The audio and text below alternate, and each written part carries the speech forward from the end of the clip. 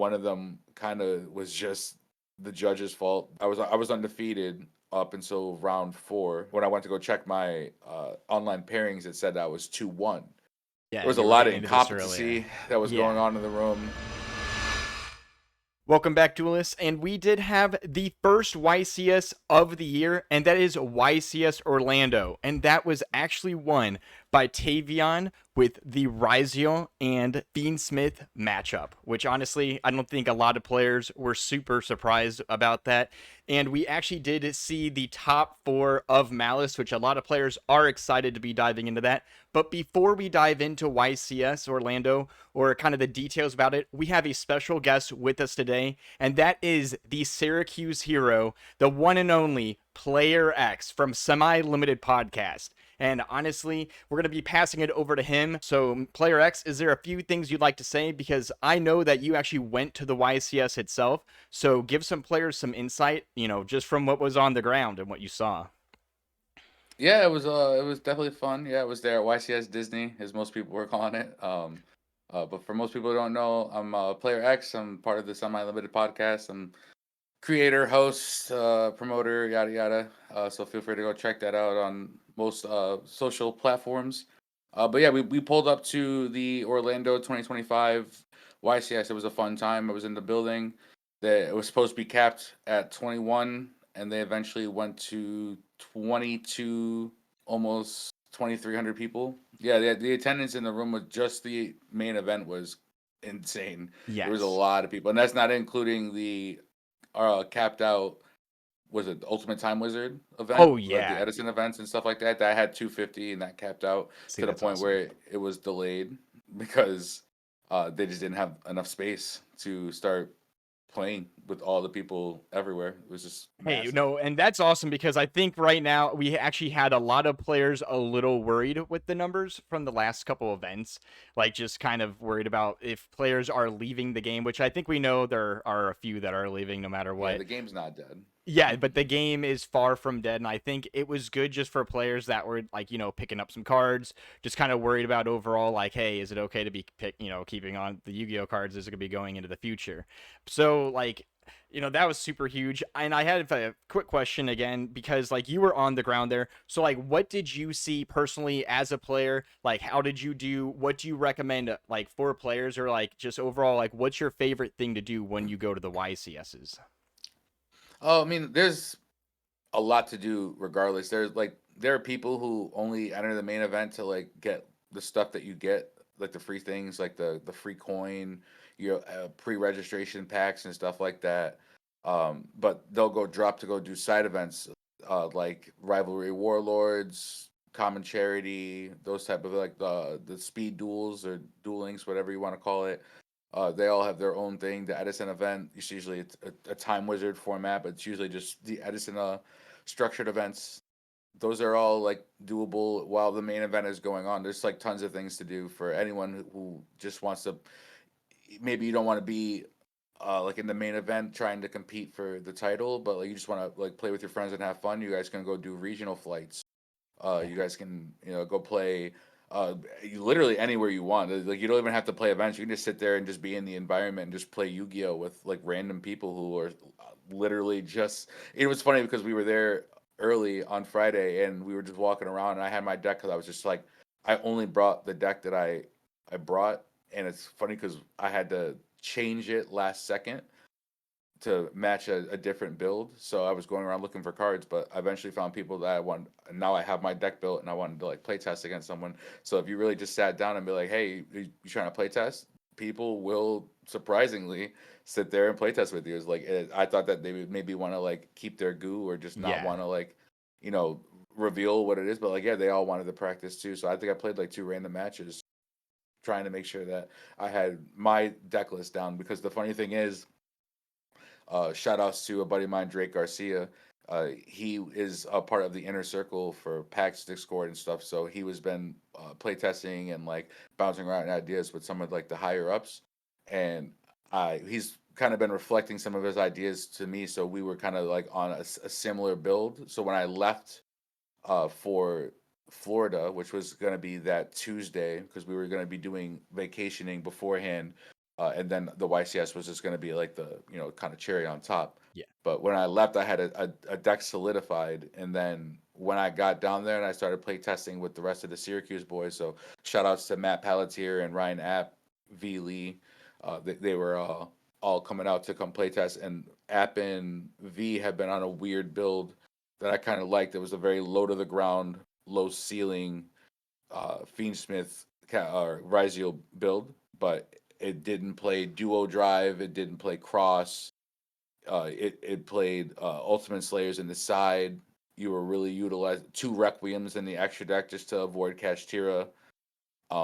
It was a very very low ceiling deck because you weren't playing the duo What? drive. You didn't have the So what deck cross. did you main right away? Actually, so what deck were you actually taking to We the were I was YCS? maining a Rizio Fiendsmith variant, Cool, but cool, it cool. had cross in the main. It had duo drive. I only had one Requiem, one Lacrima. So when I was playtesting, I was kind of getting washed up because I'm opening cross as my only engine piece, Hmm. or I'm opening node by itself as my only engine piece, and it was just like, oh, that's not really helping me when I'm having a grip of hand traps and I need to see engine. Yeah. So instead of playing those bricks, I was watching Ryan play his build, and his build has the low ceiling build. So he took the cross out. His theory was everyone is gonna have their. If you're a smart player, you're gonna leave the main deck monsters alone, and you're gonna interact with the extra deck monsters, the duo drive, the detonators, and Yeah. stuff like that. He was trying to punish players for allowing those that to happen because he's now searching for follow up for the next turn, and instead of making a duo drive and having it get impermed, veilered, ash blossomed, mournered, any of that stuff, he just said, I'm not even gonna make it. I'm gonna make the detonator. I'm gonna try have at least a two mat detonator going into three if it resolves, maybe four if I'm lucky, and that can resolve a quick node or something like that. And he's just gonna play with a two. We were playing with three material detonator and either the High King Caesar with the Fiendsmith engine, or we Yes. sometimes played and made Agdam Day into the Desiree line on their opponent's turn, just to make sure that if we wanted to play around board breakers and stuff like that. So it was it was quite different because I had to shift my mentality from that combo build, trying to make sure that we resolved our Yeah. duo drive, to now like who cares because we're not making it, and it won games. I was out of the what like nine of the Q's players I think that entered the main event. I was the third farthest going. I Okay. lost my third round in round eight, and then shout outs to David Felton and Drake Garcia. They lost their third match in round nine, unfortunately, the last round of day one. Hmm. But they were about to day two if they had won those that last round. So, and that's what we were all trying to like fight for, was just to get to the day two mark. They did very well themselves, and Drake played the line that had the duo driving the cross, and he did go around farther than me. So Hmm. maybe we were onto something, and I just there was a bunch of things that kind of took effect. Not to say I definitely misplayed. I think I misplayed one game, which cost me the match. But the other two losses, one of them kind of was just the judge's fault. I don't want to Yes. down talk any of these Yeah, yeah, you judges, know, I but understand. I understand. there Yeah, was a you were lot of getting into this earlier. incompetency that was going Yeah. on in the room. A lot of people who were not getting refunded for Hmm. events that were supposedly started but didn't actually start because they didn't have any locations or any space, so that they would delay them but not tell the people when they were restarting them. So if they just didn't hang around, Yes. then they just lost their spot or in that event, you know what I'm saying? And then they weren't getting refunded because apparently the packs that you get when you sign up are like what you're paying for. The event is Okay. like a thing on top, you know what I'm Okay. saying? So Yeah. yeah, so then what happened with me was round Yes. three, I was undefeated up until round four, or yeah, going into round four. And when I went to go check my online pairings, it said I was 2-1. So I went up to the judges before round four and I said, "Hey, so this has been a mistake. I'm supposed to be undefeated, but it says Yeah. here I'm 2-1." And he goes, "Well, let me check the slip. Maybe there was an error, yada yada." So he goes there, fumbles for the old slip, brings it up and shows it to me, and it says, "Yep, you're absolutely right. It says you won. It was a mistake on our end. No big deal. Just go play your round four, and then we will have that edited and changed by the time you get done with your round. Okay, that's So weird. in my head, I'm like, all right, so I have to go play a down pair because I'm an Yeah, XO now having to play an X1. yeah, Do I have to tell them? And they said, no, don't say anything. You don't really have to. Just go play the game, and then when you come back, we'll just you'll play it as normal and we'll yeah, edit it. So yeah, I said, all right, cool. But and I was supposed to. I was playing meta for the most part, or against yeah. meta, and my down pair was to a pure Castira Oh, variant. yeah, that's what I'm So saying. So it actually has yeah, I like a got screwed quite the different over. outcome. Yeah. Exactly. I got dropped to a rogue round, and we knew they were coming. But my first round was branded, and I thought that was my rogue round. So I was like, all right, cool. Yep. Now that I'm out of this slump, the next Yep. two were, you know, mirrors and Ryziel decks. So I was like, all right, cool. Like this is what I want to play against. And then my round four randomly was the rogue matchup. So Yes. Yeah. unfortunately, that was my first loss. And then my second loss was to the guy who actually won, Tavion. I played him round six. Uh, I'll go over my game list with you, my itinerary and everything like that with it. But Hell yeah. he just open cracked. He open cracked all weekend. Yes. Once I saw him in Top Cut, we kind of sat there and watched. But he opened just as cracked against me as he did against everyone else. I'm not even surprised that he won Yeah. because everyone was kind of tripping on like how his hands were. But like, yeah, he opened that against me too. He opened identical hands against me. Games 1 and 3, it was crazy. So Okay, yeah, no. I mean, that's the thing is like when luck is on your side like that hard is kind yeah, of hard to God debate chose that, him. it's like what are you gonna do about that? He had Yeah, the goo exactly. actually He like was in real chosen. life. Yeah, no. And so since it was YCS Orlando, I have to ask real quick, did we see the Orlando slasher? Was there an appearance? Was there The anything? Orlando Stabber. Yeah, Or, yeah, oh, yeah. the No, I, stabber, that's right. Yes, no, see, I like yeah, that that's a lot. funny. So I guess we had a joke with that within the Discord, so I had to ask it here if we actually saw Yeah, anyone no, like no in one relation to cosplayed as that. that. There was a Okay, no cosplay for Dia cosplay. Bells Yes, I of Dia did see that. Bellstar. They had that on the stream. Yeah, I'm she glad they was actually cool. had like a little She was cool. cameo for that, which was actually pretty Hmm. awesome. And then Even brought a little poplar and everything. oh Really cool. yeah, dude. No, I actually saw that. That was really, really good. Yeah, so speaking of actually Tavion and like looking at some of the judges, I wanted to ask, so when you were talking about you saw the top cut a little bit, did you see that top four?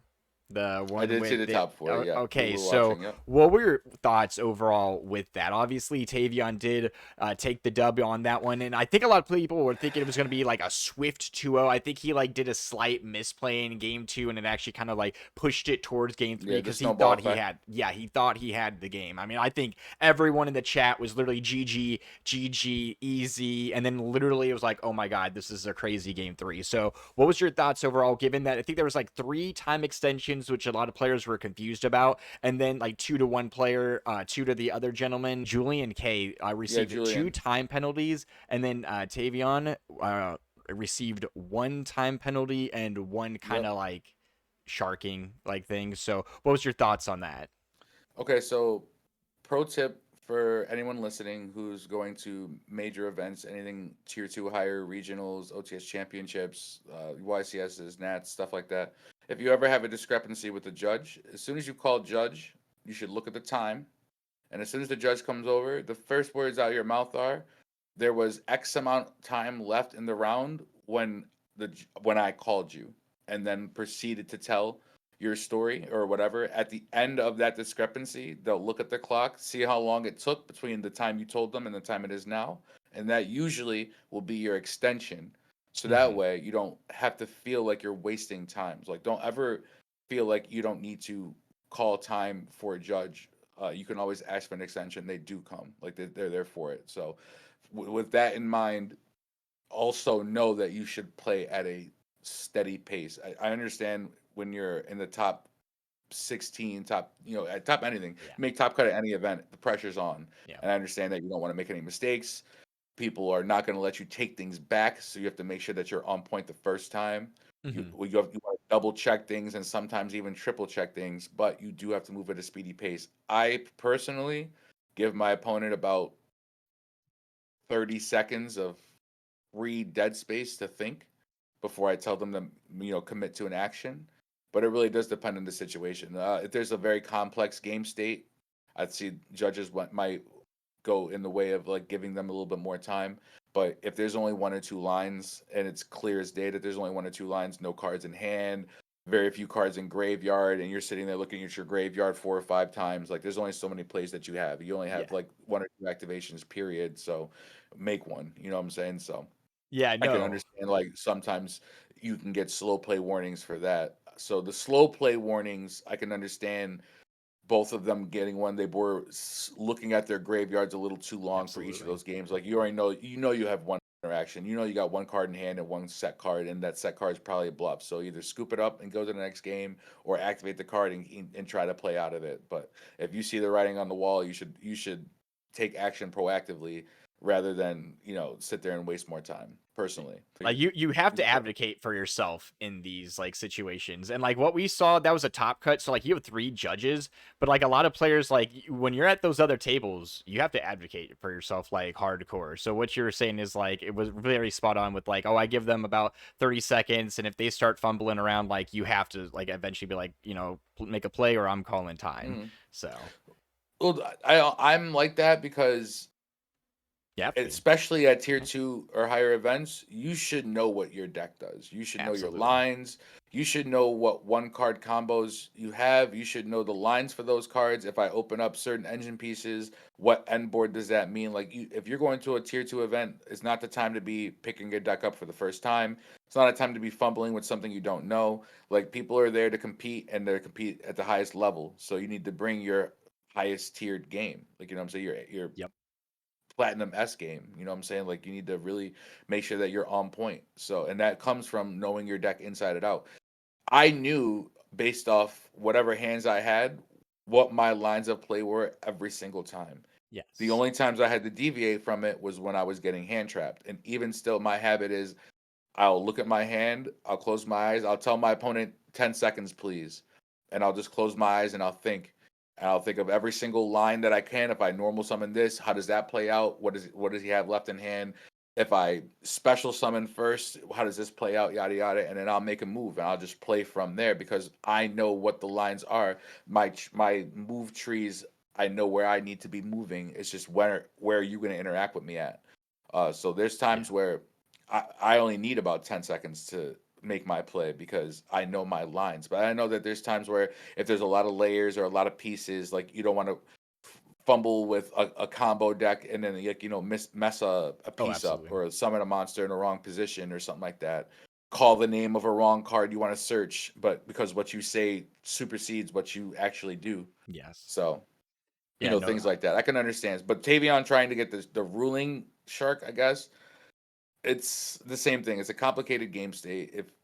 Sorry, it's not a complicated game state. It's just he summoned the monster. He wanted to make sure like there wasn't a solemn judgment or a strike or something that could have been done. He just said, "Hey, it's a summon good." Because I also say the same thing. Attempting to summon yep. X Yeah. because The anything can moment you happen. don't, the moment you Yeah, don't, that's about how that exactly. And goes. he triggered, and and obviously everyone's gonna search. Like let's not try to be that much of a shark, but I have a quick I can question understand with that something like that actually. happening. Is Yeah. like, do you think he did that to like apply pressure at all? I think he did it. To kind I of throw him personally off? think he did it because if you get two, or I think, or maybe it's your third like infraction, you Hmm. get a game loss. Yeah. So I think that he was maybe trying to like Yeah. solidify that he was going Yeah. to win that game by Yeah. like, hey, my opponent's searching, but he didn't declare the search type Yeah. deal. Yeah. But hey, I had a discussion with a Syracuse player. I think it was Matt Pelletier. We were talking about the difference between good players, and sharky players, Hmm. and it's I would always want to beat someone at the very best. Like Hmm. I'm not not to say I'll let people take moves back, Yeah. but if you swing into a monster and you didn't read that it was like indestructible or something like that, you genuinely didn't know. Like I know I'm playing some rogue bullshit that you wouldn't normally know. Yep. I'll let it be known. Hey, this monster's indestructible or something like that. You know what I'm saying? Like, and they if it's insignificant something like that, I'll let them take it back or let them pick a different monster or something like that. Hmm. If you're like overlaying a monster over and you don't like you can't summon the monster you thought. Like I've had two people try to take a lacrima and a Ryziel name and try to make a detonator with it. And detonator requires two Ryziel names specifically. So I would say, hey, you can't make detonator. And they would Mhm. be like, oh, my bad. And they would put the two cards back. Yeah. But technically, if Yeah. you overlay the cards, you You have have to to make an commit to a overlay. summon. So like Yeah. someone who would be quote unquote a shark would Mhm. say, well, you overlaid those cards, so you have to commit to something. You better make an Abyss Dweller or something. You know what I'm saying? Yeah. Because Yeah. you've committed to an XYZ summon. Like I'm not that type of guy.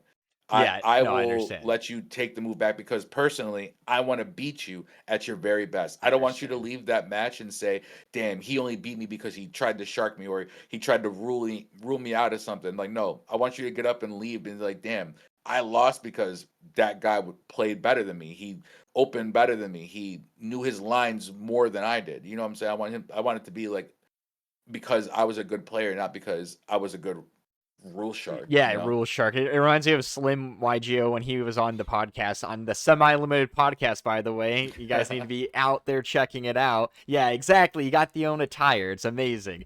And Oh it's yeah, I had to like pull up. you had to. And we got that on the thumbnail too, so everyone will be liking that. But he was even saying, he's like, that's why he doesn't mind the reprints. He's like, he doesn't want to feel like he won just because he threw more money at the game. He wants to feel like he won because of the skill. I'm a And better I think duelist, that's like exactly. exactly, and that exactly what you were just saying is, it's like I don't literally want to just win because I sharked my opponent out of a time or something like that. And I think that's like a good mentality to have. Now, I think, with what you're saying with the overlay, whenever you're on that the big screen, I'm pretty sure even you can't make them take it back, or let them take it back when you're on that like stream or something, because those Exactly. three Yeah. judges are gonna Yeah. get angry. But I mean, I understand it's like you're not trying to literally, get one over on a player or Mm, something. So that's actually really good yeah. to keep in mind. Um, Exactly. yeah, and it's like these level events kind of get on a lot of pressure that a lot of players do not understand. And I think people in general, when you are talking about Yu-Gi-Oh or going to these like big tournaments, they're like, "Oh, you're just gonna go play a card game at a table for a couple hours." It's like, it's not that simple. It's Yeah. like that's what you're doing, yes, but it's like there's hours It's and draining. hours of stress. Yeah, and like, some of my friends, even me and Thug were talking like, okay, are we gonna, like, how long do you think we're gonna be doing the tournament for? How long do you think it will be day two? And I was like, bro, it's gonna be like 12 hours. Like, after everything's done and there's delays and timing and pairings and people gotta eat and Yeah. literally use the bathroom, it's like that's a 12-hour event. Hmm. And people at the very end of it, like, you're either tired or you're pissed.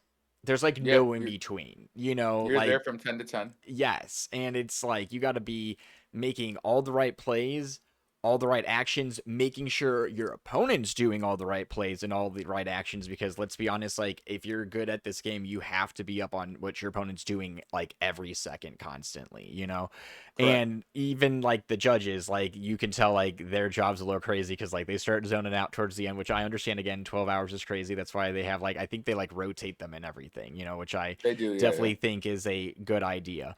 But we saw, like, with this top four, there were a bunch of, like, we would literally just discuss like the times and everything like that. And I would always like to bring up, like, there's the perfect segue of like time rules in Yu-Gi-Oh.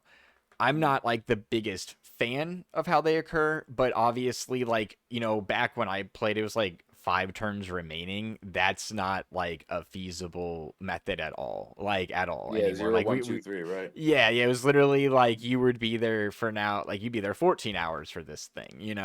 So, what do you think about time rules? Like, my suggestion, and it's like a weird one that like would, like, it'd be a hard one to implement, but like, chess timers are something that I think are manageable in this game.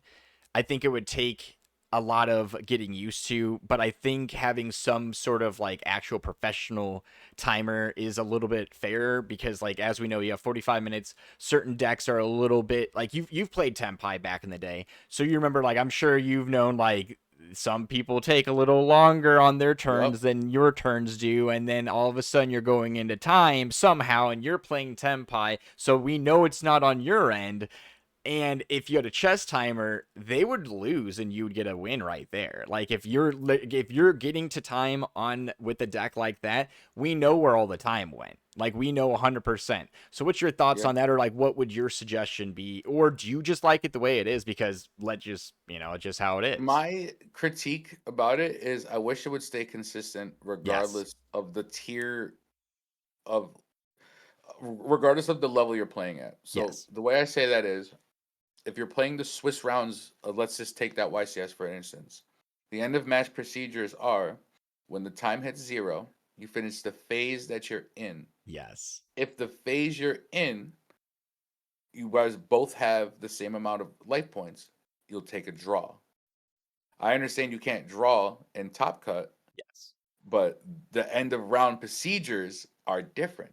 Yes. It's you will finish the turn and not the phase. So that means you get your battle phase.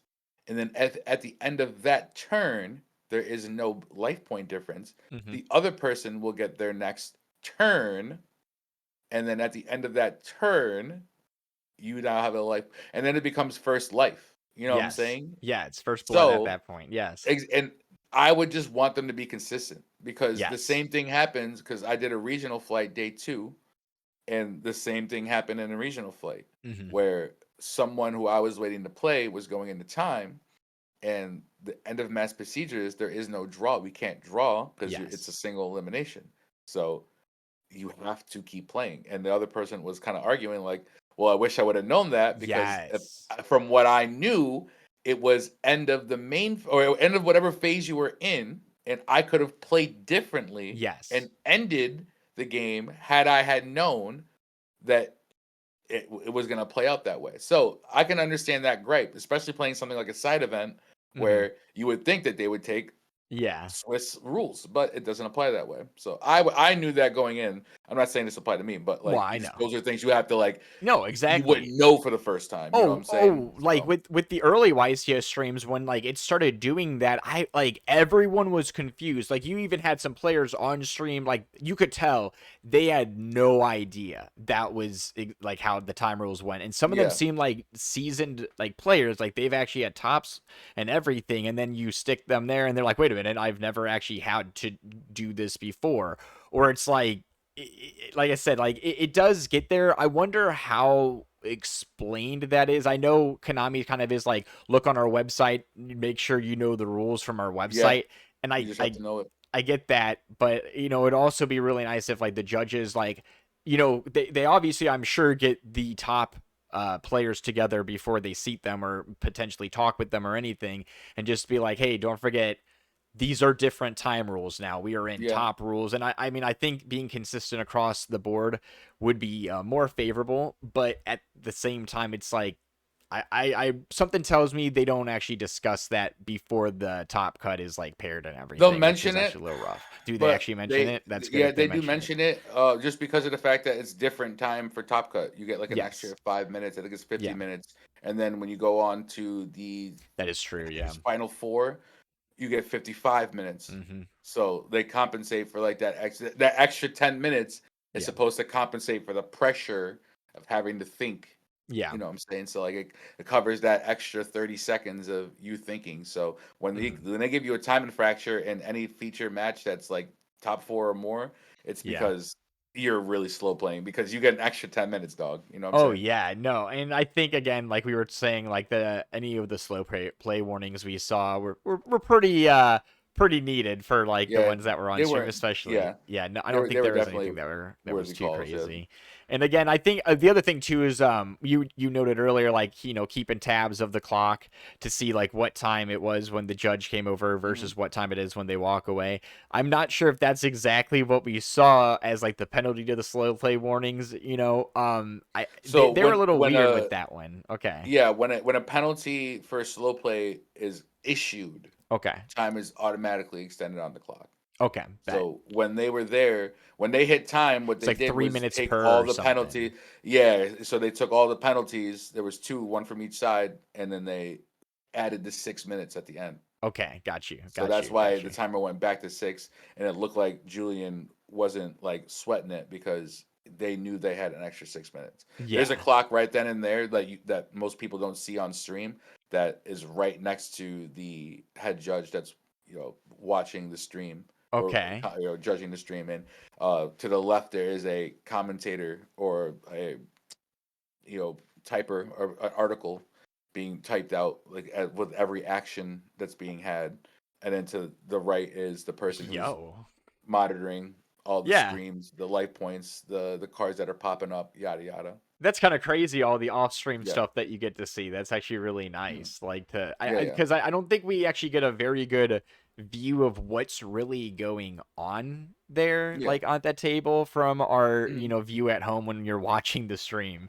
Because Yeah. like for anyone knows, like all the production that it goes into it is like a little nuts. So I know It we is. It is. It's yeah, crazy. we bust It's a lot. Konami's balls a little bit, but I mean, that's pretty sweet they do all of this. I'll be honest. I mean, I'm at this point, I'm pretty sure what like Pokemon does it. I think all the other They games are do. kind of getting to Magic that too. point. Yeah, Yep. so it's like I'm glad we're Lorcana just did keeping it. pace. Yeah, yeah. So I guess we're keeping pace. Hopefully, we're gonna get a little bit better at this. So like, you went there, your friends went there real quick because you were talking about some of the matchups, and I think the most important thing when you're discussing YCS or prep is your play testing and like how you do play testing beforehand. Like you said, you really need to know the deck you're playing because when you're at these high end events, you can't be going into time. So, tell us a little bit about, where you're from, some of the locals you go to, your test groups, and was it a good test in comparison to like what you were actually dealing with, like at your locals? Like, was your locals Yeah. a good testing group or your friends good testing group? And then like what do you recommend to players that do not have locals or stuff like that? Like, is there online like stuff that you would actually suggest to them? And then like just overall, like what would you suggest to people?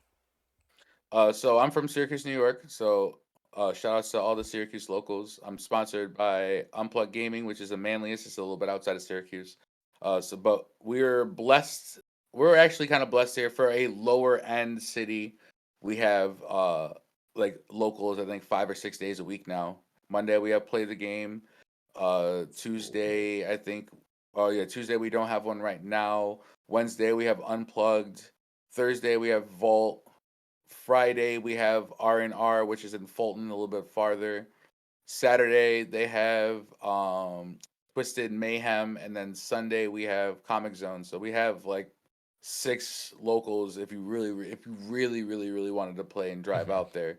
Um, and I play test with all of them. I personally don't think locals is a very good experience for YCSs. I would Yes. get practice against meta decks because, as Slim was talking about on our podcast, sometimes people are just priced out of the decks that they want to play and have to play the decks Exactly. that they have to play. Yes. And I can understand that. I respect that. I got no issue with that. I try to help out where I can. I give staples and cards, and because we get sponsored a lot by Unplugged and they give us a lot, we try to give back to the community a lot. I don't even charge people for cards usually unless it's like a bigger number card that they just came out. But for the most part, I just kind of hand cards out to make sure that people have the decks that they want to play. But still wouldn't consider that real practice. You want to go on DB, you want to go like online and like really like grind like ladders and try to make sure that you get good rankings so that way you can play better people and get better experience. It's all Yes. about who you're playing, not how many games you're playing, Yes. technically. No, I definitely agree with that. And like you said, like a lot of players are just super priced out of the cards, especially right now. It's a little bit expensive. It's been expensive for a couple years here. Konami does a good job with that. But no, I think a lot of players when they're kind of going into the prep phase, I'm not too sure. Like again, much like they kind of underestimate the pressure of being there for 12 hours. I think they underestimate, like the people they're playing against, like if it's good enough practice per se, you know. So overall, like, what do you think that Konami could do to like make the events better? Like, because you've been to a few events, right? Like, tell us how many events have you been to? Because you've been to quite I've a been few. I've been to Nats for 2023. I was out by round six. I've been Wow. to a lot of regionals in the northeastern wing, Connecticut, Philadelphia, Catskills, Rochester. We drive all over, so especially if it's like within the next like 5 hours. Like we're gonna be going to Rhode Island, which already planned a trip to go down there with a bunch of other guys from Q's different group, because it's a little closer and like less, priced out for people to kind of go to, being all the way in Orlando and stuff. Um, but yeah, we got a great locals testing circle.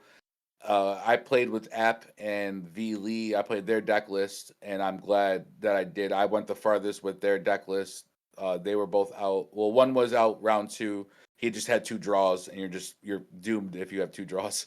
And the other one was out by round five. So it was just me playing their deck list all the way to the round eight, and it was solid. The two games I lost to, well, two of the games I lost were to them having better cards than me. The one game I lost was the misplay to the Kashtira player, Mhm. so I can understand that. But it was a fun time. I can't wait to go to Rhode Island. Be having a lot of the players out there. We're already play testing for that format when Alliance Insight is going to be legal. There's a 3v3 going on in Millennium Games in Rochester, New York, which is on my birthday, the 15th of this month, February. Okay. So we're going to be playtesting for that because the Blue Eye Structure deck releases the day before that. So Blue Eye Structure is definitely going to be around the Blue Eyes Prime Eye build. So we have to be weary of that. That means I have to go play test against a new deck, learn how that interacts and how my deck is going to interact with that, and see what we can go from there. So we're already in prep work, and I'm gracious for the amount of skill that we have in our playtest circles, whether it be Drake Garcia, Felton, Albert Park topped Philadelphia, YCS, along with Matt Pelletier, I think last year, if not the year before. So like big names, big brains, you know what I'm saying? So it's just good to have a good playtest circle. No, I think it's super important, like, to have that circle, especially, like, if you need cards, you're not gonna get literally gutted for them. Like you said, you're literally Yeah, giving out cards to the friends for free or at the locals, like, not charge them for the lowball cards and everything. yeah, And just shout out to the Semi-Limit podcast again, because the giveaway we had was the box that you gave us. So, there we go. That, like, yeah. he literally does. He's like, here's a box, bro. Do you want a box? I'm gonna mail you a box. Give me your address. I'm like, okay. You want to give away some stuff? Yo, yeah, dude, you're good. Yeah, and by the way, if Yeah, you you say, want to give away some stuff? yeah, There if you you say go. you're good, don't worry about it. Okay, you're gonna be so good. Yeah, and so I like that's the perfect segue because you mentioned the Blue Eyes, and I do have that written down. What do you think is gonna be the impact of Primite Blue Eyes once we get into that? And you mentioned that, like, so what's the next event, and is that the event that has the Primite Blue Eyes legal at that point? So, and what do you think it's Yeah, it gonna will do to be. affect the meta?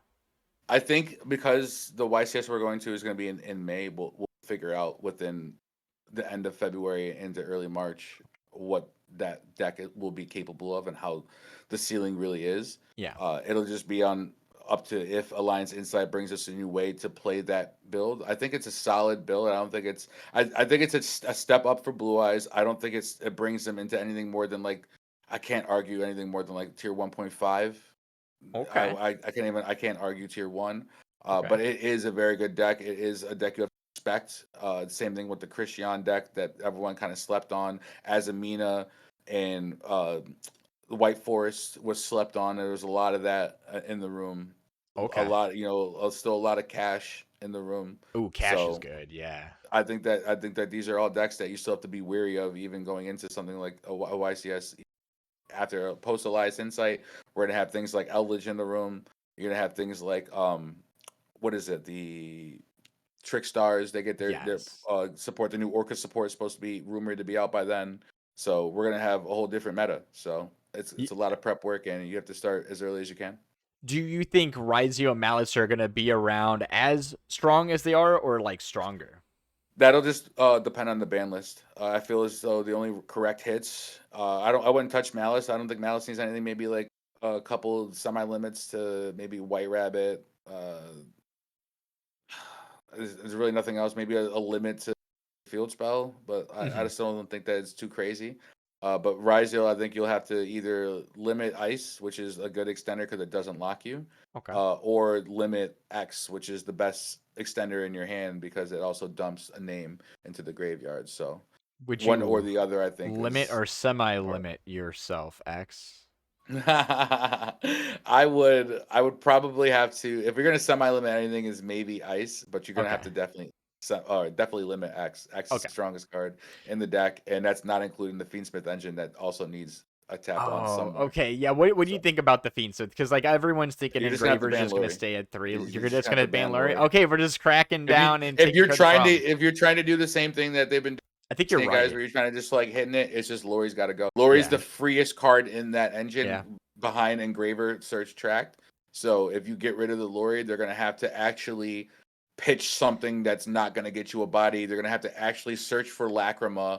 Yeah. That's gonna have to actually be your normal summon. You know what I'm saying? Hmm. Like it's gonna change It the way the deck changes. works. It's not as free. So, and I think that's if you don't want to limit Engraver, because that's the next only thing to do. So that way, when you get Bestial or Crowed, you actually feel it.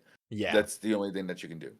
Yeah, no, the Bistio package was, and by the way, I have to say, like, I think you're right with the Lurie. Like, I think that Mhm, is potentially something players do have to be looking at because they even reprinted it. They've given us the copies. Now, I wouldn't be surprised if they get rid of it. But the mhm. Bistials are insane right now. I don't think players They were are. like I mean, everyone's prepared list. to see how good those were. I mean, I think we're kind of expecting to see a reprint of those sometime soon, maybe in that, what is it, like the little bonanza or like Stampede, the quarter hopefully. Yeah. stampede, yeah. And it's like, so I think players are kind of expecting or kind of a little hyped to see if they're going to be in there. But what do you think of the Bistio package? Do you think those will be hit at all? Do you think they're just going to eventually be cycled out with power creep? Like, I what's your think thoughts on they'll Bistio? have to. I don't think or hope any new Bestials will come out. I think they're already kind of broken. Yeah, We had a conversation, so shout outs to Albert and Drake while we were chilling in one of the hotels. We were talking about someone had, and I think Zodiac Duelist posted something about comparing the Shizu engine to the Bestial engine yeah. as which one's stronger. And we argued that the Bestials were way strong. Oh, we argued that she's used at full power was the strongest archetype or Hmm. engine to help aid the Yes, deck, for but sure. Bestials are very very close second. They're insanely busted. Their bodies on board. Their interrupts from the graveyard. Their additional searches and sends and banishes. So like they're crazy archetype. But they're everywhere in the room too, and it's gonna be something that might need to drop soon. Yeah, and what would you? Because like we were discussing, we're fans of the Eldritch deck coming out, but it's a little scary to see like the Eldritch deck if they get hit with the Bestial, it's like really rough. You know what I mean? Like they can play into us like pretty hard if they banish the Eldritch. It's like kind of game over if Mm, you're not able to do the second one or you can't cycle it back with the Flying Mary. But even with that, like it's hard to set that up in the Eldritch build. So it's like Bestials yeah. in general kind of shut down certain decks just right out the rip, just inherently for what they are. And that's not even including any of the effects they have, like the ads or the banishments or anything like the sends. Mhm. So I don't know. Do you think they're going to hit any of the Bestials or? I think that they'll have to maybe limit Druid Swarm, but Okay. I think Baldrake's good. I don't think Yeah. Baldrake requires another card to actually trigger. So like, I think Baldrake's be fine where it is, but Druid Swarm is just a heathen at 3. It's Yeah, crazy. no, he is insane, and then just the effects, like you said, like everything had to be almost like put in defense mode, so you couldn't even just like crash it and stuff like that. So there's a Mm, bunch of stuff like with the Druid's firm, and then as we mentioned in like one of our last market watches, some players are even comboing it with the Dragon's Bind, which is a little toxic. And I know that that card is even played a little bit in the Blue Eyes deck, I think. So we'll actually see if that's yeah. played at all. Like that'd be actually really cool. Yeah, people were Um, looking for it on the floor. yeah, I mean that's what I was saying. I was kind of hoping we'd see something on stream. So if Mm. you were ever asked to play on stream, would you want to? And what's your like ideal like scenario for that? Like what's your thoughts on Yeah, I that? play on stream. I think it's a experience. I'm used to it. I do music, so being in front of people or in front of the camera, that's like not like a pressure thing to me. I'm used to that stuff. Yes. So it would just be the experience to just have it on record. I can look at my misplays. I can rewatch my gameplay, see if there are better decisions, know what cards they had, so I can play around for next time. Like that's the way I would think about it. I would just like for the experience of it, but like it wouldn't add any extra pressure. I don't think. See, that's awesome, and I'm glad you mentioned the music because we actually also have that written down. Was I was going to mention you do music for the players out there that don't know. Not just do you do the content creating, the podcast, or even the dueling. In as you know, you mentioned in Syracuse, everyone kind of knows who Player X is around there. Okay, but do they know the musician Player X and what kind of music do you do? Just kind of talk about yourself in that manner for a while. Okay. You can go. I do a lot of hip hop in the Syracuse area. You can go check me out on most platforms. EXOTICZ Exotics, and go check out most of my music. It's a lot of hip hop, conscious, uplifting stuff. But I love it. I go on a lot on tour. I've been on tour a couple times. I do a lot of shows in the local area. I produce a lot for other artists and stuff like that. So I'm used to being around way more people than just whatever or have accrued in front of a feature match table. So and Yeah. I've been on the TV here for they have like a Sammy Awards, the Syracuse Area Music Award. And I had to perform on Bridge Street, which was the news Oh. station for over here. So I've been on TV before. Like I've been in front of cameras. I've been in higher pressure situations. So this is not really, and it's kind of a walk in the park for me, I think. Oh, yo, that's actually epic. I didn't know. I think you might Yeah, have it's fun. mentioned that before, but that's insane. So again, I don't think a lot of Yeah, I players love are music. like. It's fun. I just want people to be aware of that. I'm sure we're gonna be, checking out some of the music. I'm gonna see if I can pull up a clip for that just so we can actually Yeah, see we'll it. plug Like, is some that in. is yeah, like as to wrap things up, I want to ask, what is one thing Konami could do to fix the game, and then also just kind of give the shout outs to everyone, but probably do that one first. Give the shout outs of any shout outs you want to give. Yeah, I got a bunch of shout outs. Shout outs to Vengeful Shadows and his channel for having me come out here. I love having him. You can go check out the episodes we have with him on there. They're always a blast. He was a part of the live recording episode. We weren't able to get the last one up for this year, but it was a fun experience to be a part of. So thanks for having me on, today. But yeah, shout Hell outs to yeah. Unplugged Gaming for sponsoring the podcast. They always do a lot for us. If you want to go check out our stuff, you can go to our Discord. The was it Linktree link? You guys can go click on that, be a part of all of our communities, our social sites. You can check out the podcast right there. Order yourself some nice merch. You know what I'm saying? You can go get whatever you want. And I will also shout out Brad, who also is helping out with the podcast. He's Mr. Perfect. He's live streams on Twitch at Saturday night, every Saturday night at 11 p.m. So shout outs to him.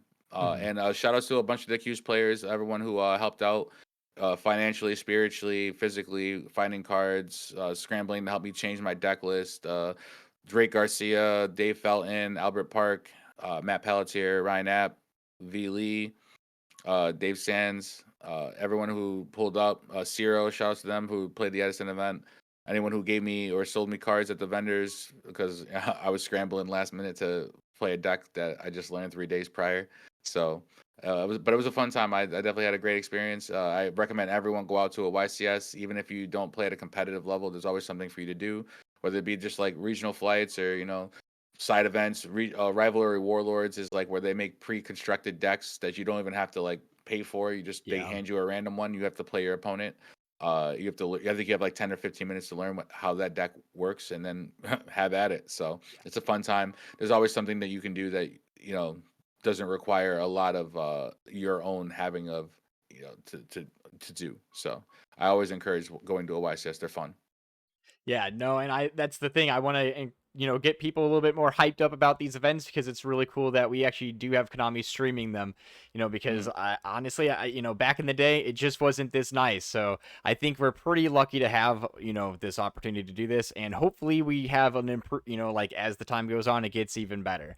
But, that is going to be wrapping up the podcast here, and again, I do thank you for joining us, Player X. It has been Absolutely, super dog. awesome, and Anytime. again, big shout out to Semi Limited Podcast. Definitely go over there, check them out. Weekly podcast, right? Is it right now every Monday, if I'm correct? Or what is your Yes, time? Awesome, awesome. I every just week every week, Semi except for Limited this week because Podcast. I'm on your podcast. Exactly. So thank you so much for sacrificing to get over here today. I do appreciate that. And for the viewers out Absolutely, there, all love, again, brother. dude, just go check it out. We're going to be dropping the link tree down below with all the information that you can. And, hopefully if you want that merch, go check them out for sure. But if you want to know how to beat the best decks of the format, definitely check out our how to beat videos flashing up above. But most importantly, guys, stay safe. Have a good night. Suck it, nerds. Yes!